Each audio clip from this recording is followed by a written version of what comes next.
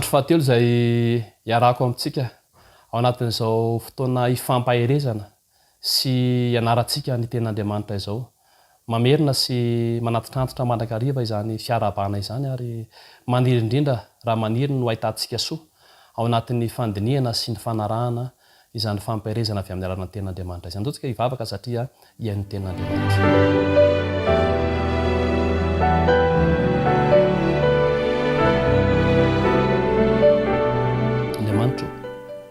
Andriamanitry ny fahamarinana, ilay Andriamanitra be fitiavana, ankehitriny dia iain'ny fahamarinany teninao zahay, koa dia mitenena amin'ny ary satria menanao zahay. Aoka ny fanahy mpanazava, anazava ny ao anatinay manontolo, ka fahanay mandray izany teninao izany. Tonona mivavaka ny amin'ny anaran'i Jesosy. Amen.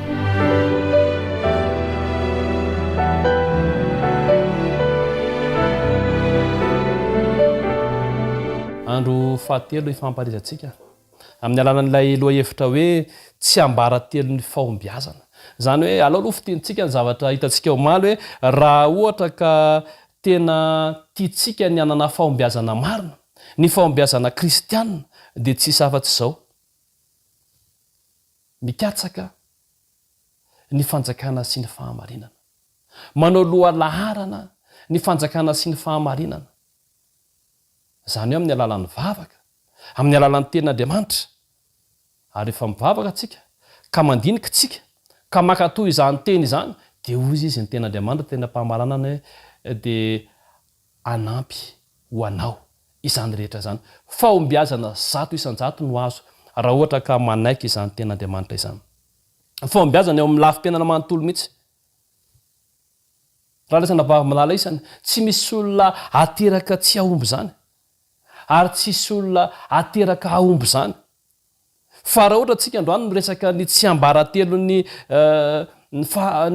atao hoe fahombiazana, dia toe-tsaina indray no resahantsika androany. Misy olona tena ao anaty saina ao dia efa ohatrany hoe tsy mahomby foana izy. Misy olona indray manana herin-tsaina mihitsy ka na dia tazana ary fa tsy ahomby izy dia mahomby izy vokatr'izany herin-tsaina anana izany. Io no resahantsika androany, io ny tsy ambaratelo resahantsika androany. Rehefa avy nahita tsika hoe ny sofina dia mila ampiasaina amin'ny fahombiazana, mila mihaino tsara tsika, mila manongilana izany sofina izany tsika. Rehefa nahita tsika fa Andriamanitra mihitsy ny fikatsahana sitrapon'Andriamanitra sy fanaovana sitrapon'Andriamanitra no azahoantsika ny fahombiazana, dia androantsika izany dia jery hoe io saina io mihitsy no antoka izany fahombiazana izany. Io saina io mihitsy mila resy lahatra fa tsy maintsy mahomby ianao ary ahomby ianao. Rehefa condition dia nresantsika omaly tena mikatsaka ny fanjakan'Andriamanitra atsika. Dia mila manana izay fandresen-dahatra izay. Misy olona mametraka tanjona kanefa vao miatroka zavatra mafimafy izy dia efa kify. Io ilay tena antsika hoe manipugan, miabandona. Efa mba natao ihany izy, efa mba tonga lavitavitra ihany izy dia eny an-tenantenany izy dia mijanona satria kivy izy, simba ny saina. Tsy manana toe-tsain'ny fahombiazana izy, tsy manana toe-tsain'ny olona mila mahomby izy. Misy indray ny olona vao miatrika fotsiny an'ilay zavatra dia efa tonga dia resy, tonga dia tsy vita io, tsy manana fahombiazana. Dia tsika nareo nefa ohatra ny jery an'ilay fianiana tendrombohitra reny, fa za dia anisan'ny tiako ilay izy nefa rehefa mijery anazy dia tena matahotra mahita an'ilay olona mianika tendrombohitra. Mianka tendrombohitra anankiray avo be dia avo be amin'ny alalany atao hoe tady fotsiny sy ny lohatanana ary ny tongotra. Izy ilay tendrombohitra raha tena antsika hoe misy pantina, misy ohatra fa toa dia ilay mahitsy be ohatra izao ilay aram-bato be ireny. Fa za tena mitenanareo fa tiako ilay mijery an'ilay izy, tsy vita akeo.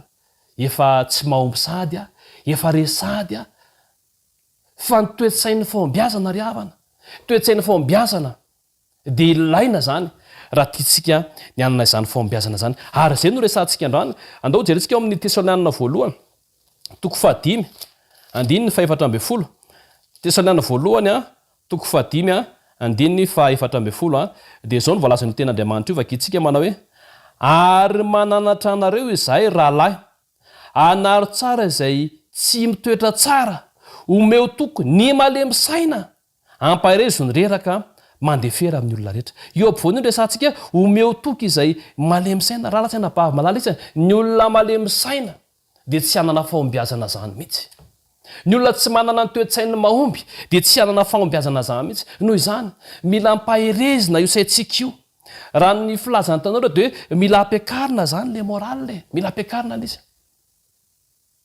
fa tsy haiko nareo nisy fotoana efa tia moa efa malazy ty hoe ao akaikakaiky ao rehefa le makany ambany vohatra ianao dia mbola tsy hitanao le toerana dia mandeha anao dia manontany an'le olona hoe aisaka le hanina dia izy le olona ao akaikakaiky ao na dia adiny ray azy anao mbola mandeha na dia adiny roa ary anao dia ozy hoe ao akaikakaiky ao dia ny fahinonao an'izay hoe efa akaiky izy lasa mahery ianao lasa mahery ianao zany ny toe-tsain'ny fahombiazana izany mila mahery tsy manana toe-tsaina malemy ozy hoe omeo toky ny saina maleny fa ndraindray ny olona misy mody mahery fotsiny hita zany le saina fa reraka mody vity io e any amin'ny tanora moa zany dia hoe formation daholo zany mody mahery fotsiny kanefa izy efa kivy manao an'le zavatra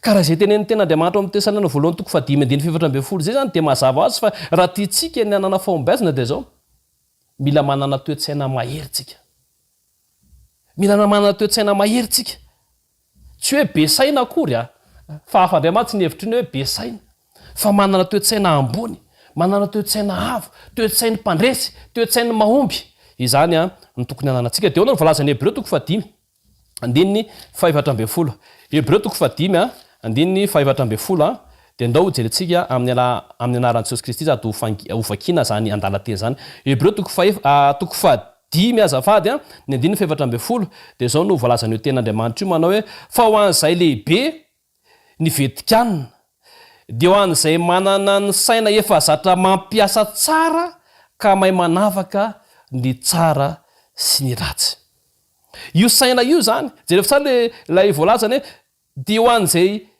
manana ny saina efa zatra mampiasa tsara mila ampiasaina zany ny saina raha lasaina bavy malala izany mila ampiasaina raha tianana fahombiazantsika tsy hoe mampiasa coco izy ny tanora fa raha hoe mampiasa coco mantsy zavatra hafa ny ao ambadika izay zavatra zay fa mampiasa saina ianao le sainao zany sady ampiasaina ny mila matanjaka mba hahafahanao manavaka ny tsara sy ny ratsy ozy izy le fahombiazana ilay tena fahombiazana ary ilay fahombiazana marina fa misy olona tsy mampiasa saina mihitsy tsy vaky loha mihitsy izy fa manao fotsiny izy mahomby izy tsara tsy mahomby izy tsara raha lasaina bavy malala izany ao ny fiainana salam'izany ny fiainana tsisy tanjona ny fiainana tsy manana fanantenana fahombiazana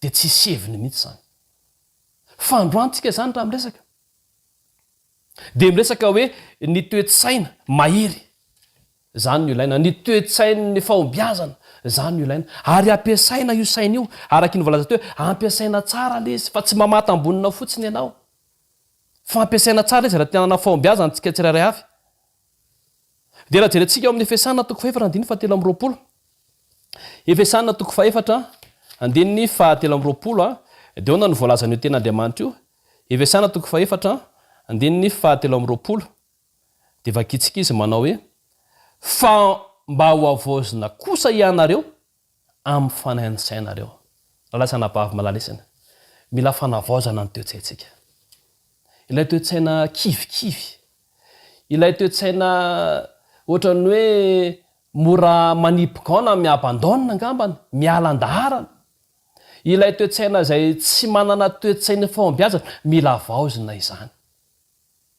mila manana toe-tsaina maheritsika mila manana toe-tsaina mahombytsika mba hahafahantsika manana fahombiazana rehefa miaraka amin'Andriamanitra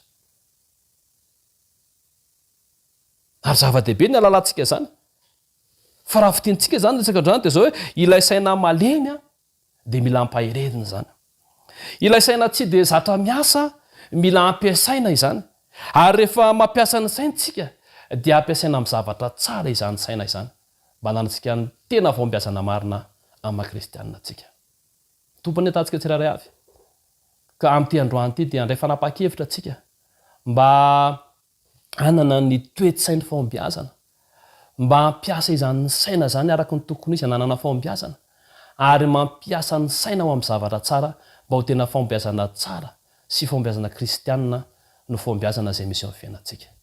Alohantsika hivavaka amin'ny tianantsika izany ten'Andriamanitra izany.